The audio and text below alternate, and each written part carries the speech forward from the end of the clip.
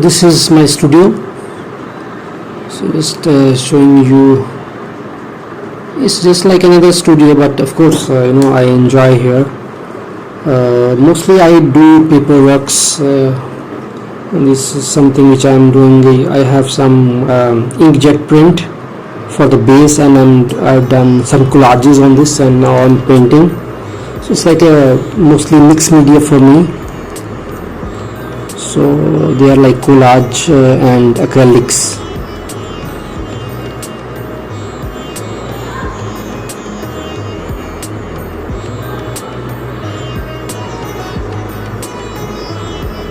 So usually like A4 works or A3 works, I usually do many together, putting on my drawing board, table or bed, so that I can put same color. I have some cuttings. It's like a process which will simultaneously I do so many works. That is the way I enjoy.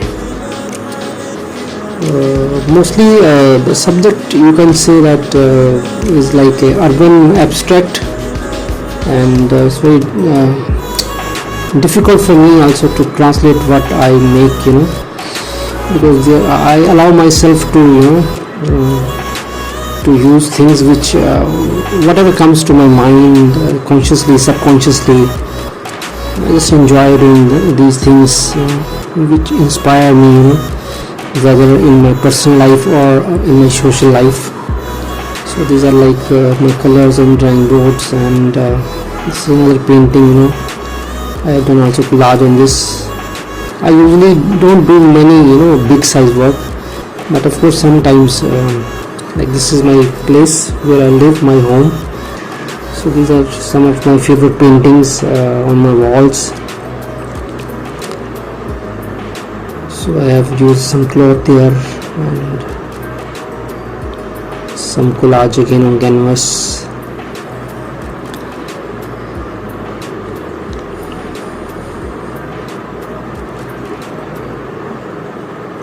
So these are very old works, maybe some 10, 20, 25 years old somewhere. Some are like 10 years old. So these like this is one of the collage, my favorite collage. I think this is done in maybe 2006 or 7, I don't know. So this is one of my favorite style of working, putting so many things together, like having so many things in our life. This is old work from 95, watercolors. Again, this is canvas, collage on canvas and acrylics, of course. So these are some of my favorite paintings on the walls.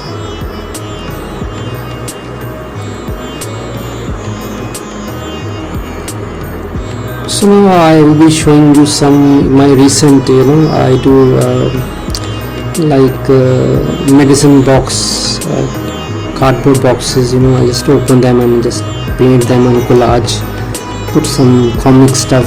Everything is mixed up. Some personal, emotional statements, and some random things from around myself. Some geometrical designs there.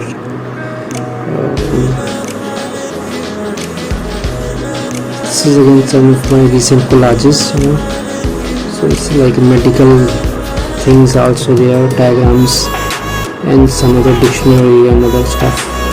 These are also my recent collages. Mostly, if you see, I do collages like in pair. Mostly I have two collages of one types. This is like, you can say, like drawing, black and white works mostly. I've done this I think last year. This is again very urban abstract. You can say construction, you can say a city life, you can say, but of course there are a lot of other things also inside. You can also say maps.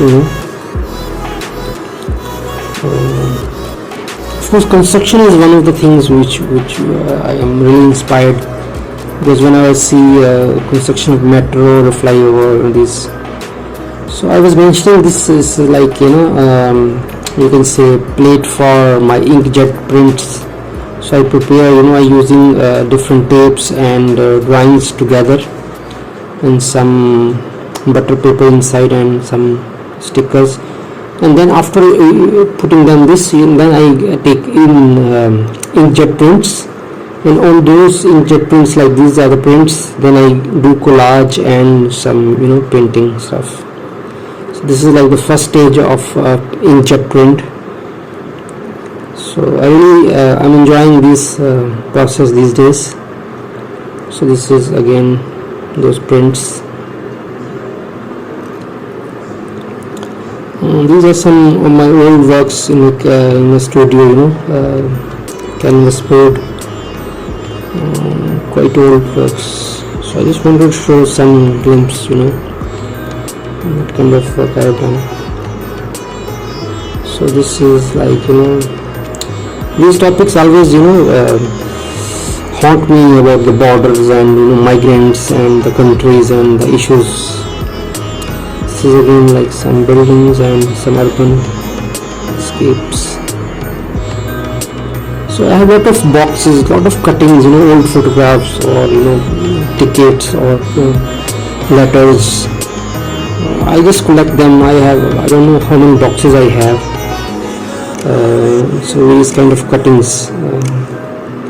Then I just mix up. I have lot of dictionaries, like medical dictionary. This is like a medical dictionary. So very interesting, diagrams and stuff. Then again some old collages. And I want to tell you that some of my works are always incomplete, like these collages.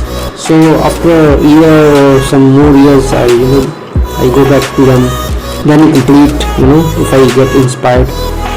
But sometimes you can say 50% of my work is always incomplete.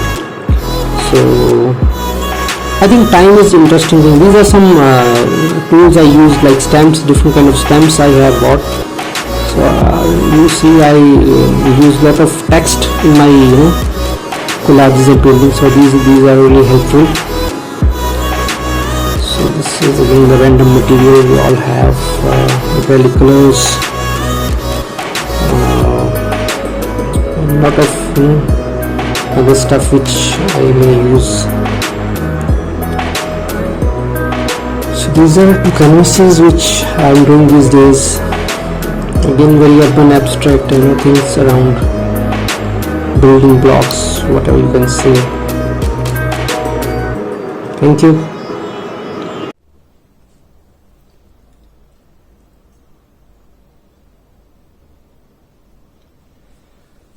So okay, art for me is like a documentation. You can say creative documentation. कि जो एक journey है, जो भी एक artist की journey है या किसी की भी जर्नी है, अगर हम उसको डॉक्यूमेंट करते हैं विद ऑनेस्टी और बोल्डनेस के साथ, तो आई थिंक किसी की लाइफ जो है वो एक आर्टिस्टिकली डॉक्यूमेंट हो सकती है, बशर्ते कि आप उसको बिल्कुल ऑनेस्टी से, या जो आपको फील होता है, जो आपकी प्रायोरिटी है चीजों में, वो आप उसको डिबेट करने की कोशिश करो अपनी लैंग्वेज में, ऑफ कोर्स. और सिंस मैं मोस्टली एब्स्ट्रैक्ट करता हूँ, अर्बन एब्स्ट्रैक्ट करता हूँ, तो आई थिंक मेरी जो स्क्रिप्ट है वो अलग तरह से डेवलप हुई है. ऑफ कोर्स कई और लोग भी इस तरह के करते हैं. अगर आर्ट्स कॉलेज की बात करें तो ऑफ कोर्स आर्ट्स कॉलेज में जाना एक बड़ा ओवरवेलमिंग एक्सपीरियंस होता है. When you see people, doing large canvases, teachers are talking about art history, art education, artist. तो बट उसमें एक बहुत कैच ये रहता है कि काफी सारे लोग जो है वो आर्ट एजुकेशन से इतने ज्यादा इम्प्रेस हो जाते हैं, पर्टिकुलर काइंड ऑफ आर्ट से, मास्टर्स से स्पेशली, क्योंकि वो it is like a blockbuster movies. तो जब हम उनको देखते हैं तो हमें लगता है कि शायद ये सिर्फ ये ही आर्ट है, और हमें इसी तरह ये करना चाहिए. पर आई थिंक हर आर्टिस्ट को अपनी जर्नी एक इन्वेंट करनी पड़ती है, डिस्कवर करनी पड़ती है. जो कि यूजुअली मिस होता है। इसीलिए आई थिंक लोग जो हैं यूजुअली हाइप की तरफ ज़्यादा अट्रैक्ट होते हैं, whether we see on the social media, because people are always talking about their achievements, their awards, and they hardly talk about art. The practice they do, they don't talk about the subjects, they don't talk about their lives. They are very mostly people are very insecure. I think वो insecurity होती है हमें art से दूर लेके जाती है। But ये है कि most of the artist around us are like they are processed artist. जैसे हम आर्ट्स कॉलेज में जाते हैं, पढ़ाई करते हैं उसकी, तो यूजुअली हमें लगता है कि हम आर्टिस्ट बन गए, और मुझे भी ऐसा लगा था कि यार मैं आर्टिस्ट बन गया हूँ, but after many years now I see that I am just in my initial years of art, understanding of to the real sense of art. तो जर्नी हमेशा चलती रहती है ऑफ कोर्स, बट हमें ये रियलाइज करना बहुत जरूरी है कि आर्ट कोई एग्जैक्टली कोई पर्टिकुलर डे या पर्टिकुलर ईयर नहीं हो सकता। It is like a discovering, it is like a keep moving with honesty and with of course with your individuality जो होती है वो काफी इंपॉर्टेंट रहती है। अगर मैं अगर आर्ट को अपने नजरिए से देखता हूँ, और जहां तक आर्ट एजुकेशन का ताल्लुक है, वो एक तरह से for me I always give example of like air conditioned room, कि हम एक एयर कंडीशनड रूम में जाते हैं और हमें वहां बहुत ठंडा लगता है और हमें ऐसा लगता है कि everybody is enjoying this temperature, पर जब हम उस रूम से निकलते हैं तो हमें बहुत गर्मी लगती है। तो तब हमें समझ आता है कि नहीं, वो जो एक टेम्पररी एक ठंडक थी वो एक अडॉप्टेड थी, किसी और की क्रिएट की हुई थी, हमारा कुछ उसमें नहीं था, और हम कुछ टाइम उस ठंडक को फील करते हैं और बाद में वो उड़ जाती है। और उसमें उसके बाद वो जो एक ठंडक है, वो फीलिंग हमें खुद क्रिएट करनी पड़ती है, सर्च करनी पड़ती है। और इसीलिए हमने देखा है कि 99% लोग जो आर्ट्स कॉलेज से निकलते हैं वो आर्ट परस्यू नहीं कर पाते, क्योंकि वो आर्ट्स कॉलेज में जाके पेंट करना एक नेचुरल प्रोसेस है कि सब लोग पेंट कर रहे हैं, आप भी पेंट कर रहे हो बट जब आप उस इंस्टीट्यूशन से निकलते हो तो आपको समझ आती है कि ये एक्टिविटी बहुत एक स्पेशल एक्टिविटी है, और इसके लिए आपको बहुत एफर्ट करनी पड़ती है। So this is not just another glamorous thing कि आपने ईजर के सामने खड़े हो गए और बड़ा स्टाइल से आप उसको ब्रश से कर रहे हो सो ये चीजें बड़ी इनसिग्निफिकेंट हो जाती हैं। और आई थिंक आर्ट की जर्नी बहुत अलग तरह से जिंदगी में चलती है, चाहे वो स्ट्रगल की बात हो, चाहे फाइनेंशियल इश्यूज हो, चाहे आपके सब्जेक्ट्स हो, चाहे आपके थीम्स हो, चाहे आपकी ऑनेस्टी से बोलने की फ्रीडम ऑफ एक्सप्रेशन हो। अब हम फ्रीडम ऑफ एक्सप्रेशन की बात सब लोग करते हैं, बट हम अपने आप को भी फ्रीडम नहीं देते अगर मैं आसपास के लोगों को देखूं, अपने सीनियर जूनियर आर्टिस्ट को देखूं, तो बट बहुत कम लोग हैं जो एक बुलंदी से बोलते हैं, या एक अपने जरूरी नहीं है कि आर्ट में हर चीज बोलनी हो, पर उनकी पर्सनैलिटी में ऐसे लगता है कुछ डर रहा है, कुछ बचाना चाहते हैं वो, कुछ ऐसी चीज जो फॉर देयर फ्यूचर कह लो, या for their so called image कह लो। सो इमेज बिल्डिंग एक्सरसाइज बहुत स्ट्रांगली आर्टिस्ट को इन्फ्लुएंस करती है, और मैंने ये कोशिश की है कि मैं इन चीजों से थोड़ा सा अवेयर रहूं। हालांकि we are all struggling with this kind of things and I am not different person, but मुझे ऐसा लगता है अगर हम अपने आप को आर्टिस्ट बोलते हैं, अगर एक पर्सन भी बोलते हैं, तो हमें इन चीजों के अगेंस्ट खड़ा होना पड़ेगा, चाहे वो रेसिज्म है, चाहे वो नेपोटिज्म है। We should be walking alone and not influenced by race, caste, religion, nationality. ये चीजें एक एक्स्ट्रा चीजें हैं, और आर्ट में इन चीजों का कोई इंपॉर्टेंस उस तरह से नहीं होना चाहिए, स्पेशली देखने के नजरिए में। आप उससे इंस्पायर्ड हो अपने कल्चर से, it's very good. You are inspired with your language, you are inspired with your people, area, that's wonderful. But I think ये हर एरिया एक ही तरह होता है। जैसे मैं पंजाबी हूँ, तो मुझे बहुत बाद में ये समझ आया कि बंगाल और महाराष्ट्र और राजस्थान स्पेशली जब मैंने देखा, उन लोगों से मिला, तो मुझे समझ आया कि यार एक से एक कल्चर, एक बड़ा एक लार्जर देन लाइफ हमें एक पिक्चर क्रिएट मिलती है। वो हमें तभी मिलती है अगर हम उस बायस को छोड़ के उसके बारे में सोचें और उसके बारे में कोशिश करें, उन चीजों को जानने की कोशिश करें। तो और जहां तक प्रेजेंट सिनेरियो है गैलरीज का, तो I think it is I have to say that most galleries if not all are working like clubs. और वेयर हाउस की तरह काम करते हैं कि जैसे इतना माल है हमारे पास, उस आर्टिस्ट का माल है। और 99% गैलरीज उन्हीं आर्टिस्ट को परस्यू करती हैं, फॉरवर्ड करती हैं जिनके बारे में बहुत श्योर होते हैं। Of course they have to do a business, but I think art gallery is not a regular shop कि जो माल बिकता है वो हमें रखना है। आई थिंक उसके अलावा they need to explore, they need to find out कि आर्टिस्ट जो है वो कहाँ पे है, you know, even if they are not on social media, they should always be looking for there should be some more research कि कौन से आर्टिस्ट ऐसे हैं जो ओरिजिनलिटी से, जो ऑनेस्टी से काम कर रहे हैं। बिकॉज आई थिंक कोई भी अच्छी आर्ट मूवमेंट हो, आर्ट का टाइम हो, जो बेस्ट आर्टिस्ट प्रोड्यूस हुए दुनिया में वो तभी प्रोड्यूस हुए जिन्होंने चीजों के साथ लड़ा है, आर्टिस्टों ने। और जो लोग ये अपना एक नई तरीके से एक जर्नी चल पाए हैं जो पहले से नहीं हो रही थी। और अभी भी हम अगर उसी तरह से सेफ खेलते रहेंगे और उन चीजों से नहीं सीखेंगे, you know, because history repeat itself. So अभी भी जो हाइप है, प्रोपेगेंडा है, यू नो, टिपिकल, जैसे अगर 5 आर्टिस्ट का नाम हो गया इंडिया में या अलग जगह में, हम उसी के पीछे लगे हुए हैं, उनका गुणगान करते हैं। जब फेसबुक है, उनके जन्मदिन पे, उनके डेथ एनिवर्सरी पे we are talking so much about them, you know. तो मुझे लगता है किसी भी आर्टिस्ट को इतना हाइप करने की जरूरत नहीं, उनके आर्ट को देखना चाहिए, पर उनकी लाइफ को इतना ज्यादा हमें नहीं करना चाहिए कि हमें लगे कि हाँ, क्योंकि हम अगर पिकासो को देखें, हुसैन को देखें, यू नो, किसी को भी देखें, आई थिंक हम इतना ज्यादा हाइप कर देते हैं उन चीजों को कि उनके आसपास की जो और लोग हैं वो हम इग्नोर कर देते हैं। और आई थिंक आर्ट कोई किसी इंट्रोडक्शन का मोहताज नहीं है, यू नो, चाहे किसी ने एक पेंटिंग बनाई है कि चाहे किसी ने 1000 पेंटिंग बनाई है, तो वो इम्पोर्टेंट नहीं है। इम्पोर्टेंट ये है कि उनकी वो कितने, यू नो, कितने बोल्ड, कितने ऑनेस्ट, कितने एक्सप्रेसिव थे, कितने एक्सपेरिमेंटल थे और कितने कंटेम्प्ररी थे। सो आई एम रियली सरप्राइज कि अभी भी लोग अपने आप को कंटेम्प्ररी आर्टिस्ट बोलते हैं, जबकि उनके मीडियम्स, जो उनके थीम्स हैं, वो प्री हिस्टोरिक लगते हैं मुझे। So I think most of artist are just following, जैसे होता है ना, एक चेन में जुड़े हुए हैं और चलते जा रहे हैं। बट अगर मैं आर्ट की डेफिनेशन को, अगर जितना मुझे समझ आती है, अगर उसको देखूं तो बहुत कम लोग हैं जो एक आर्ट की तरफ चल रहे हैं, यू नो, और नॉट जस्ट सेलिंग थिंग्स।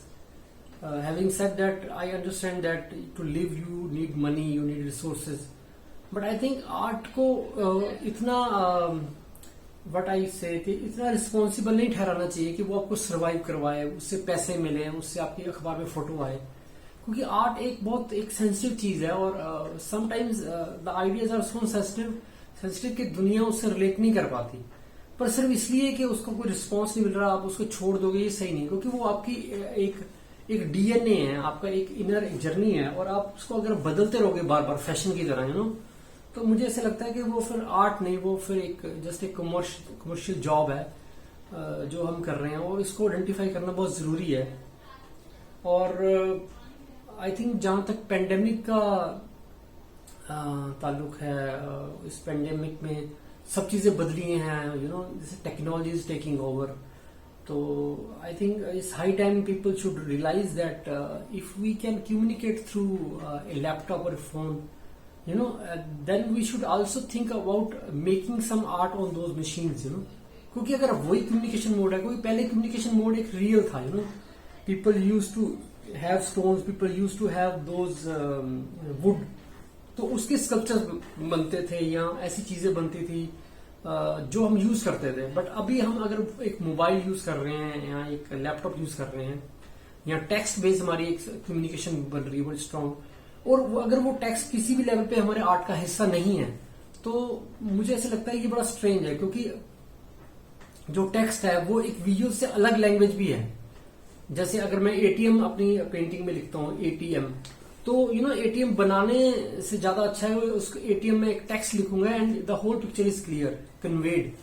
तो इस तरह से आई थिंक हम इतना ज्यादा टेक्स्ट यूज करते हैं, और अगर टेक्स्ट हमारी उसमें नहीं आता, यू नो, आर्ट में, just saying one of the things, जो चीजें हम यूज करते हैं, यू नो, अगर जैसे प्लास्टिक यूज करते हैं, कोई भी चीज यूज करते हैं, वो कहीं ना कहीं उसका रेफरेंस या उसकी चीजें अगर हमारी आर्ट में, पोएट्री में, लिटरेचर में नहीं आती, तो हम फिर उस तरह से अपने को सिर्फ कंटेम्प्रेरी आर्टिस्ट नहीं कह सकते। We are just deliberately creating things which are beautiful, you know, which is a separate exercise. But अगर आर्ट की बात करूं तो वो मैं उससे इतना इंस्पायर नहीं होता, making things just for beauty, you know. क्योंकि अगर आर्टिस्ट अपने आसपास की चीजों के लिए नहीं बोल पाता, वो अपनी आवाज नहीं दे पाता, अपने लिए वो अपनी आवाज नहीं दे पाता, वो सिर्फ ऐसे टॉपिक्स के ऊपर पेंटिंग बनाना चाहता है जो एक हिस्टोरिकली सुंदर मानी जाती हैं, वेदर वर गॉड्स और फ्लावर्स और लैंडस्केप्स। तो मुझे ऐसे लगता है कि उन चीजों से निकलना बहुत जरूरी है, बिकॉज वो चीजें अपने आप में एक आर्टिस्टिक इम्पोर्टेंस रखते हैं। बट जब हम कंटेम्प्रेरी बोलते हैं तो वो चीजें आई थिंक एक पार्ट बन जाती है, और मेन चीज हमें उन चीजों के बारे में बात करनी चाहिए, whether we are travelling in metro, whether we are using any form of technology, तो अगर उसका रेफरेंस नहीं हमारे आर्ट और लिटरेचर में आता तो आई थिंक कहीं ना कहीं हम चीजों को मिस करते हैं। और नॉर्मली मैं रोज पेंटिंग नहीं करता हूँ। मैं पेंटिंग की जो एक्सरसाइज है उसको रियाज की तरह मानता हूँ, और मैं ये मानता हूँ कि मेरा हर आर्ट वर्क एक आर्ट नहीं है, वो एक आर्ट एक्सरसाइज है। जैसे म्यूजिशियन रियाज करते हैं, स्पोर्ट्समैन जॉगिंग करते हैं, तो उस तरह से मैं देखता हूँ। और मैं वेट करता हूँ कि कुछ ऐसा टाइम आए इन ए वीक और इन ए डे, जब मेरे अंदर उस तरह की एनर्जी आए, जब मैं बहुत एक्साइटेड हूँ to put a particular colour, तो फिर मैं आर्ट में जैसे what you say I discover myself with that kind of energy. But I am mostly in my studio, of course I am doing things. मैं cutting जैसे collage करता हूँ, तो मैं कोलाज का जो रॉ मटेरियल है उसको तैयार करता रहता हूँ, कटिंग मैगजीन्स को देखता रहता हूँ, बुक्स को सर्च करता रहता हूँ, उसके बारे में पढ़ता रहता हूँ। बट आई थिंक जो चीजें जो इंफॉर्मेशन बेस्ड चीजें हैं वो अपनी जगह है, but I think most of my art comes from my emotion, from my experiences. जो आसपास की जो चीजें हैं वो मेरे लिए बहुत इंपॉर्टेंट हैं, it is like a diary. तो वो चीजें मुझे सबसे ज्यादा इंस्पायर करती हैं। और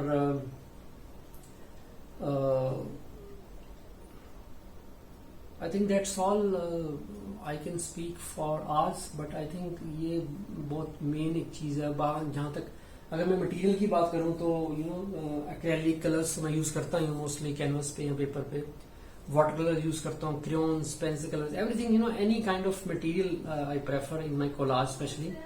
और जैसे पुरानी स्टैम्प्स है, आइकन्स हैं, टिकट्स हैं, इस तरह की चीजें मुझे बहुत इंस्पायर करती हैं। और जो भी टैग्स हैं, जैसे कोई होर्डिंग है या कोई इवन SMS मैसेजेस हैं, कोई भी ऐसी चीज जो बार बार मेरे सामने आती है, तो उसको मैं कोशिश करता हूँ अपने आर्ट में किस तरह इंक्लूड करूँ, एंड पर्सनल जो एक जर्नी में जो जिस स्टेटस पे मैं हूँ, whether I am paying rent और I am trying to change address में आधार कार्ड, तो ये सारी छोटी छोटी चीजें जो मिलके एक चीज को बनाती हैं। और जहां तक पॉलिटिकल एक एक्सप्रेशन का टाइम है, सोशल कैसे हम इंटर करते हैं, तो वो मेरे लिए काफी इंपॉर्टेंट रहता है। तो जो लोग मेरे को जानते हैं वो जानते हैं कि मैं मोस्टली काफी अपना एक्सप्रेस करता हूँ खुल के, वेदर इट इज अबाउट